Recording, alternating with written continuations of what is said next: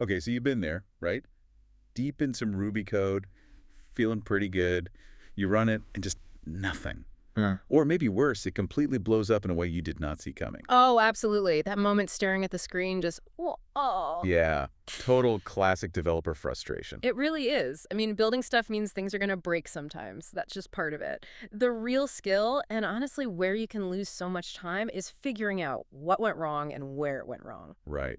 And the good news, well, the good news we found digging into this topic is that Ruby actually gives you tools for this. You're not just left guessing. Exactly. Yeah, it provides some really powerful ways to, shine a light into those murky bits of code. We were looking at this great article, actually, came out recently in Ruby Stack News, May 21st, 2025.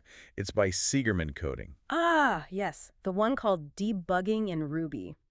Herb, pry, byebug, and debug what you should know. Good piece. Yeah, it is. So our mission for this deep dive is basically to unpack those 4 tools the article highlights. The ones that says every Ruby dev, beginner or seasoned pro really ought to get comfortable with to handle those why isn't this working moments like, well, like a pro. And it lays them out pretty clearly. Yeah. Herb, pry, byebug, and then the newer official debug gem. Mhm. Each one has its own kind of superpower, you could say, and figuring out which one to grab when can really, really change how you debug. Okay, let's start where the article does, with herb. This feels like step 1, right? The one everyone kind of bumps into first. It usually is, yeah. ERD, interactive Ruby. It's a REPL, a readable print loop, and it's just there, bundled with Ruby. Open your terminal, type herb, boom. You've got an interactive prompt. And the article pins it as perfect for those super quick tests. Like you forget the syntax for mapping something or just want to see what 123.map.hillit actually spits out. Exactly that. Jump into herb, type it, hit enter. You see 1, 2, 3 instantly. No need to run the whole app. Precisely. It's your little sandbox. Test a tiny bit of logic, check a method, verify syntax, quick calculations. Basic, sure, but so handy for those little isolated questions. Okay, so herb is the quick scratch pad. Then the article moves on to pry. This sounds like a step up, more feature-packed. It's a gem you install, yeah. It is, yeah. Pry is a separate gem you add, but it's designed as a much, much richer interactive environment. You can use it just like herb, but its real magic happens when you stick it right inside your running code. Ah, right. This is the famous binding.pry thing. You just drop that line in your code, the whole program just pauses. Exactly. That's the key. Binding.pry acts like a breakpoint. Execution hits that line, stops dead, and drops you into a pry session right there. You're inside the code at that exact moment. You've got all the local variables, self, the current object, the whole call stack, everything. And that's where it gets really powerful, isn't it? You're not just testing isolated snippets anymore. You're frozen in time, right, where the problem might be happening. The article mentioned things like syntax highlighting and method navigation. What does that actually, do for you in the moment? Right, that's a big difference. Since you're in the code's context with pry, you can type else. It'll show you all the local variables, instance variables, methods available right there. Even better, say you have an object, maybe user, you type user. Then hit the tab key. Pry often gives you a list of methods you can call on that user. Whoa. Yeah, it's like having interactive documentation and inspection built right into your debugging. You can really explore objects, see what methods they have, what state they're in. Super helpful for complex data. Okay, got it. So herb for the quick checks. Pry for pausing and really digging into the state, exploring what's around with that cool introspection stuff. What about byebug then? The article called it classic step debugging. How's that different? Byebug is also a gem you install.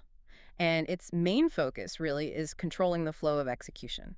How you move through the code. Like pry, you add a breakpoint, usually just the word byebug or maybe debugger in your code. And when you hit that, you're in a mode where you can go line by line by line. Precisely. That's the core idea.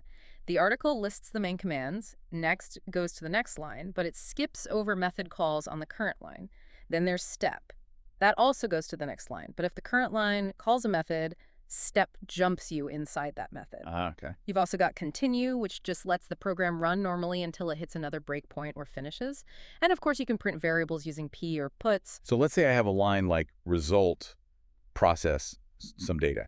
And I think the problem is inside the process method, I'd use step in byebug to dive into it. Exactly that. Or if you've got, say, a complicated calculation spread over 3 or 4 lines and you need to see the intermediate values after each specific line runs, byebug's next command is perfect for just walking through that bit step by step. Makes sense. While you can print variables, its real strength, like the article says, is that fine-grained control over execution flow, line by line. Okay. Control flow with byebug, explore state with pry, quick checks with herb. That leaves the fourth one the article covered, debug. And this is labeled the official Ruby debugger, but specifically for Ruby 3.1 and up. That's right. This is the one that's actually built into Ruby itself now, starting with version 3.1. If you're using a recent Ruby, you already have it. No extra gem needed. And instead of binding.pry or byebug, the article says you use binding.break. Binding.break, yeah. That's the command for the built-in debug gem. Add that where you want to pause. And typically you'd run your script differently, something like ruby-r debug your scripts.rb to make sure the debugger is active. So what makes this one modern or different? If it also does breakpoints and lets you look at variables, isn't it similar to pry or byebug? Well, it aims to be more comprehensive, sort of combining strengths. The article points out features that position it as a more integrated modern tool. It definitely offers REPL capabilities like pry, so you can explore the state when paused.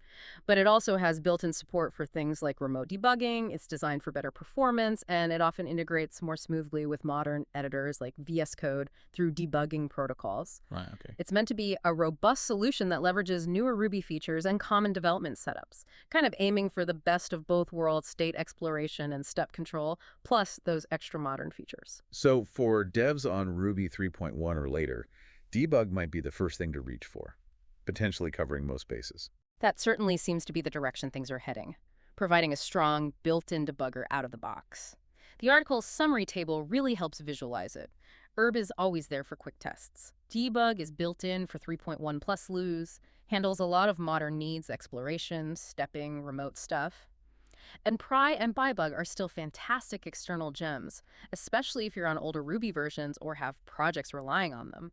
Pry still shines for that deep dive state exploration, byebug for classic step-through control. It really drives home that point you've got a toolkit. It's about picking the right tool for the job at hand. Precisely. Knowing their different strengths is the key. So let's wrap this up a bit. What's the big takeaway here? How does knowing about herb, pry, byebug, and debug actually help us, get unstuck faster? It fundamentally changes that feeling we started with, right? That frustrating mystery of why isn't this working? It makes it manageable.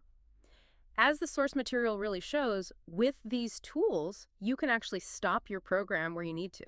You can inspect its state, see the variables, the objects. You can step through the logic line by line. You can understand exactly what's going on. You're not just guessing anymore. You're investigating with proper instruments. Yeah, you've got herb for those quick moments like, what does this method return again? Yeah. Just check it real fast.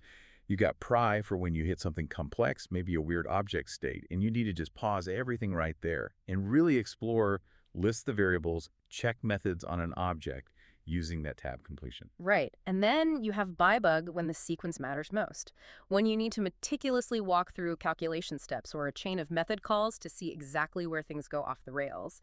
And for those on newer Ruby versions, debug offers that integrated, modern package dealing with many of these needs, often with better performance and editor integration. I like that pro tip the article mentioned too, about how seasoned developers sometimes use binding.pry almost like breadcrumbs. Not just for bugs, but just to understand a complex flow. Absolutely. It's not a sign you messed up. Dropping a breakpoint is a standard technique. It's like putting temporary little windows into your program while it's running to see what's happening inside. So bringing it back to you, the listener, really getting a handle on these tools can change debugging from this like painful chore into another part of the development process, Right. a solvable problem. It gives you visibility, gives you control, makes things less frustrating, and probably a lot faster in the long run. Which leads to a good question for you to think about next time you hit a snag or even just tackle some complex code. Given what we've discussed, herb simplicity, pry's deep exploration, bybug's stepping precision, debug's modern integration, which tool or maybe even which combination of tools is the best fit for the specific challenge you're facing? How might using the right tool or maybe using them together really level up your whole debugging game?